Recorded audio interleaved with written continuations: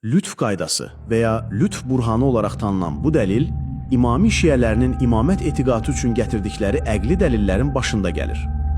Əş-Şərif Ən-Murtədanın və onun ustadı Əl-Mufidin imamətin əsasının əqil və əqlin dəlilləri olduğunu deyərkən, hər şeydən əvvəl nəzərdə tutduqları məhz bu lütf dəlilidir. Və qeyd etməliyik ki, şiələr bu argumenti konkret bir imamın şəxsini deyil, ümumilikdə imamət məqamının mövcud olmasının zəruriliyini ispat etmək üçün istifadə edirlər. Bəs lütf nədir? Kəlam kitablarında verilən ən məşhur tərifə görə, lütf, mükəlləfi, yəni insanı itayətə yaxınlaşdıranın və onu üsyandan, günahdan uzaqlaşdıranın adıdır. Bu lütf iki növə ayrılır. Birincisi, təqrib edici, yəni yaxınlaşdırıcı lütfdür. Bu o deməkdir ki, Allah elə bir iş görür ki, bu iş insanın itayət etməsini asanlaşdırır, günahdan çəkinməsini daha da rəğbətləndirir. Lakin bu lütf olmadan da insanın itayət etməsi mümkündür. İkincisi isə təhsil edici lütfdür. Bu, elə bir ilahi əməldir ki, əgər o olmasa, insanın itayət etməsi ümumiyyətlə mümkün olmazdı. Peyğəmbərlərin göndərilməsi məhz bu ikinci növ lütfün ən bariz nümunəsidir. Çünki peyğəmbərlər olmadan insanların Allahın bütün əmrlərini bilməsi və onlara tam itayət etməsi mümkün olmazdı. Əş-Şərif Əl-Murtəda yazır ki, lütf insanı məcbur etmir. Yəni, Allahın lütfü bəndəni itayət etmək seçiminə yaxınlaşdıran bir səbəbdir, lakin son nəticədə seçim haqqı yenə də bəndənin özündə qalır. Bu iki növ lütf arasındakı fərqi anlamaq üçün mütəkəllimlər belə bir misal gətirirlər. Təsəvvür edin ki, bir şəxs dostunu evinə qonaq dəvət edir. Amma bilir ki, dostu xüsusi bir hörmət göstərilməsə bu dəvəti qəbul etməyəcək.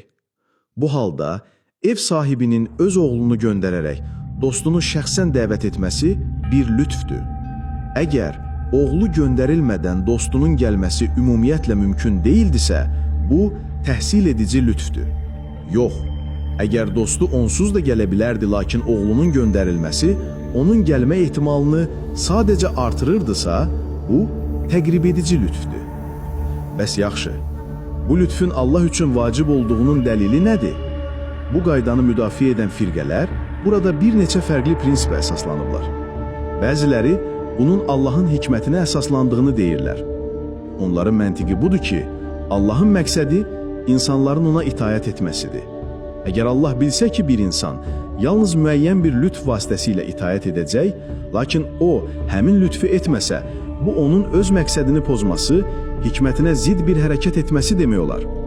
Hikmət sahibi isə öz məqsədini pozmaz. Deməli, lütf vacibdir. Şeyx Əl-Mufid və Əl-Qadi Əbdülcabbar kimi alimlər məhz bu dəlilə əsaslanıblar. Digərləri isə bu qaydanı Allahın kərəm və cömərdliyinə bağlayırlar. Onlar deyirlər ki, lütf etmək Allahın səxavətinin və mərhəmətinin bir təcahürüdür. Lütfdən imtina etmək isə bu sifətlərə ziddir. Allahın zatına zid olan bir şey isə ondan sadir ola bilməz.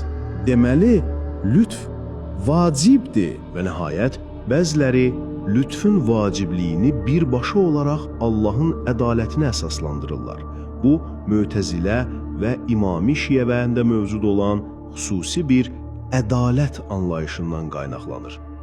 Onların məntiqinə görə Allahın bəşəriyyəti yaratdıqdan sonra onları doğru yola yönəltmədən, onlar üçün o yolu asanlaşdırmadan başıboş buraxması onun ədalətinə yaraşmaz.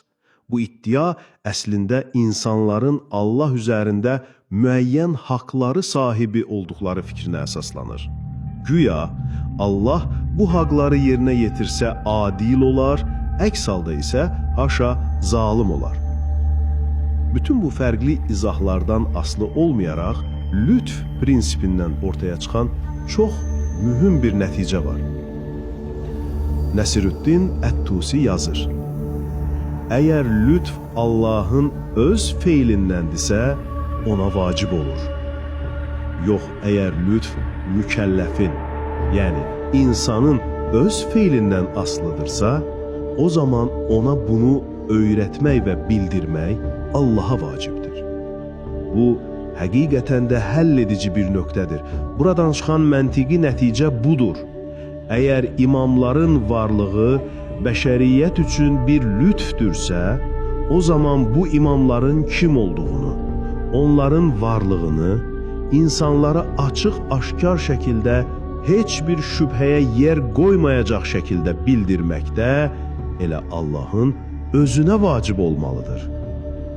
Biz isə bu kitab boyunca məhz nəyi gördük?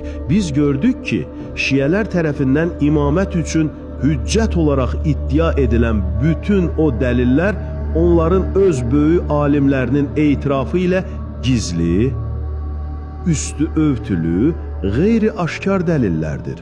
Bu isə elə lütf qaydasının özünün ən təməl prinsipini darmadağın edir.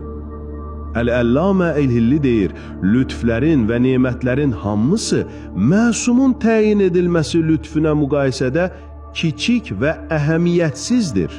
Yaxşı, əgər bu həqiqətən də Allahın bəşəriyyətə bəxş etdiyi ən böyük lütfdürsə, o zaman biz bu ən böyük lütfün dəlillərini Qur'anda və sünnətdə açıq-aşkar şəkildə niyə görə bilmirik? Əks təqdirdə, elə lütf məzhəbinin özünə görə Allah, haşa, öz hikmətində və lütfündə qüsurlu davranmış olardı.